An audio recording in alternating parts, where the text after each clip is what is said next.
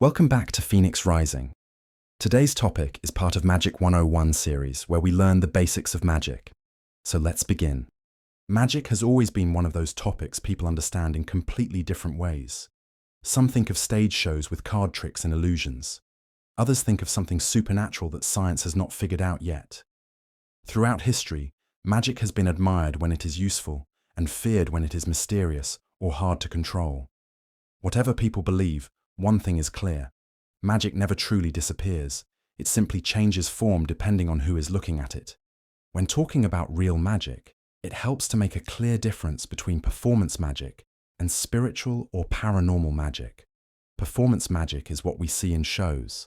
It is all about skill, timing, and clever illusions. The performer uses tools and techniques to trick the mind into seeing something impossible. Nothing spiritual is happening. It is all entertainment, and it is the most widely accepted type of magic today. The second kind is spiritual or supernatural magic. This is the kind that religions, myths, and magical traditions talk about. Some call it miracles. Others call it witchcraft. This type of magic has always been hidden for practical reasons. First, it can be dangerous for people with no training. Second, society does not always welcome these practices, so many practitioners stay silent to avoid ridicule or persecution.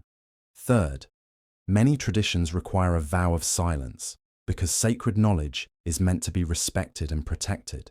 In this video, I'm going to discuss spiritual or occult magic from my Hermetic perspective. Occult magic depends a lot on the worldview of the practitioner.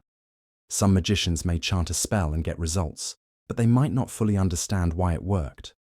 Others who have trained longer and studied deeper may understand the universal laws, the subtle planes of existence, and the psychology behind these experiences.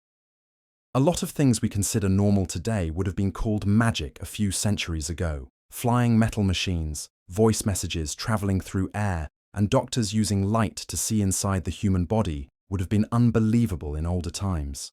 Magic works in a similar way. It looks impossible only because we do not have the tools to fully understand it yet. Modern science still cannot detect other dimensions or measure every part of the electromagnetic spectrum. Many things remain invisible to us simply because we lack the equipment to observe them. What we cannot perceive, we cannot study. This is why most occult practices look strange or unbelievable to outsiders. It is not always because they are fake.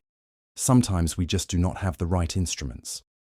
To non-practitioners, occult magic may look dangerous, delusional, or ridiculous. And for some people, it can be dangerous. But the same can be said for many activities or professions when they are misused.